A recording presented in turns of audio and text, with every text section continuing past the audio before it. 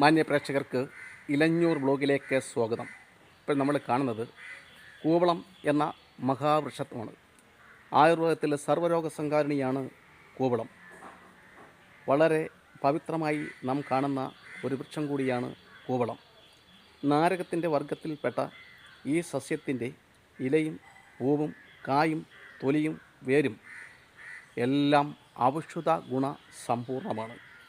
ഏകദേശം 5000 വർഷങ്ങൾക്ക് മുമ്പ് തന്നെ കൂവളം ഇന്ത്യയിൽ ഉണ്ടായിരുന്നതായി ആചാര്യന്മാർ അറിയിക്കുന്നു. ഇതിൻ്റെ കമ്പുകൾ നട്ടും വിത്ത് മുളപ്പിച്ചും പുതിയ തൈകൾ ഉണ്ടാക്കാം. ആധികാരിക ആയുർവേദ ഗ്രന്ഥങ്ങളായ അഷ്ടാംഗ ഹൃദയത്തിലും സഹസ്രയോഗത്തിലും കൂവളത്തിന് വൻ പ്രാധാന്യമാണ് നൽകിയിരിക്കുന്നത്.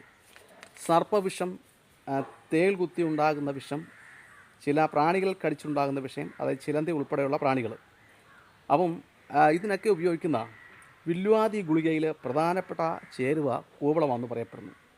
അതുപോലെ തന്നെ കർണ ശിരോരോഗങ്ങൾക്ക് ചികിത്സിക്കാൻ ഉപയോഗിക്കുന്ന അസനവില്വാദി തൈലം, അതിൽ ചേർക്കുന്ന പ്രധാനപ്പെട്ട സംഗതി കൂവളമാണ്. ഭാരതത്തിൽ എല്ലായിടത്തും കൂവളം കാണപ്പെടുന്നു. അപ്പം ഏപ്രിൽ മെയ് മാസത്തിലാണ് കൂവളം പുഷ്പിക്കുന്നത്. കൂവളത്തിൻ്റെ കായ്കൾ പന്തിൻ്റെ ആകൃതിയിൽ കാണപ്പെടുന്നു. പാകമാകുന്ന കായ്കൾ നല്ല മാംസവും മധുരമുള്ളതും സുഗന്ധമുള്ളവയും ആണെന്ന് ആചാര്യന്മാർ വിധിക്കപ്പെട്ടിരിക്കുന്നു. കൂവളത്തിൻ്റെ ഫലം ഭക്ഷ്യയോഗ്യമാണ്.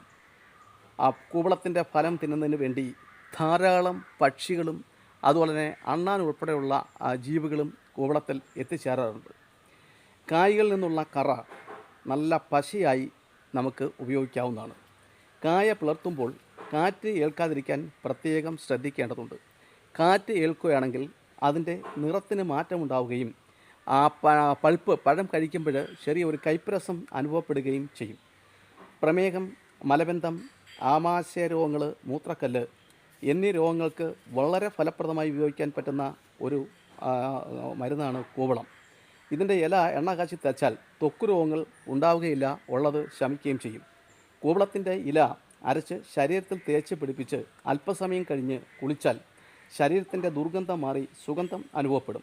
നിരവധി ഔഷധ ഗുണങ്ങൾ അടങ്ങിയിട്ടുള്ള അപൂർവ വൃക്ഷങ്ങളിൽ പ്രധാനപ്പെട്ടതാണ് കൂവളം. മനസ്സിന് ഉന്മേഷവും സന്തോഷവും പ്രദാനം ചെയ്യാനുള്ള ഒരു സവിശേഷ ഗുണം ഈ കൂവളത്തിന് ഉണ്ട് എന്ന കാര്യം നാം മറക്കരുത്. നമുക്ക് ഇത് നമ്മുടെ വീടിൻ്റെ തെക്കോ പടിഞ്ഞാറോ ഭാഗത്ത് നട്ടുപിടിപ്പിക്കാവുന്നതാണ്. ഇതിൽ നിന്നും പുറത്തേക്ക് വരുന്ന വാതകം വായുവിനെ ശുദ്ധീകരിക്കുകയും അതുപോലെ തന്നെ അന്തരീക്ഷത്തിലെ രോഗാണുക്കളെ ഇല്ലാതാക്കുകയും ചെയ്യുന്നു എന്നുള്ളത് സത്യം തന്നെയാണ്. സ്ഥലവിസ്തൃതി കുറഞ്ഞവർക്ക് ഡ്രമ്മിൽ നട്ടു വളർത്തി പരിപാലിക്കാവുന്നതാണ്. ഉയരം കുറച്ച് ശിഖരങ്ങൾ മുറിച്ച് നല്ല രീതിയിലാക്കാമെങ്കിൽ വളരെ നല്ലൊരു സസ്യമാണ്. ഒപ്പം ഇതിൻ്റെ ചുവട്ടിൽ അല്പനേരം ഇരിക്കുന്നതും വിശ്രമിക്കുന്നതും എഴുതുകയും വായിക്കുകയൊക്കെ ചെയ്യുന്നതും നമ്മുടെ ഹൃദയത്തിന് ഉത്തേജകവും മനസ്സിന് സന്തോഷപ്രദവുമാണ്. ഇലഞ്ഞൂർ ബ്ലോഗിൻ്റെ പ്രേക്ഷകർ ഇത്തരത്തിൽ ഒരു കൂവളം നട്ട് പരിശോധിക്കുന്നത് നല്ലതാണ്. ഇത്തരത്തിലുള്ള അറിവ് പങ്കുവയ്ക്കുന്നതും ഷെയർ ചെയ്യുന്നതും നിങ്ങൾക്ക് ഇഷ്ടമാണെന്ന് ഞാൻ വിശ്വസിക്കുന്നു. ആദ്യമായിട്ടാണ് ഞങ്ങളുടെ യൂട്യൂബ് ചാനൽ കാണുന്നെങ്കിൽ ദയവായി ലൈക്ക് ചെയ്യാനും ഷെയർ ചെയ്യാനും മറക്കരുത്. എല്ലാവരുടെയും പൂർണ്ണമായ പിന്തുണയും സഹായ സഹകരണങ്ങളും സാധനം പ്രതീക്ഷിച്ചുകൊണ്ട് തൽക്കാലം നിർത്തുന്നു. എല്ലാവർക്കും നന്ദി, നമസ്കാരം.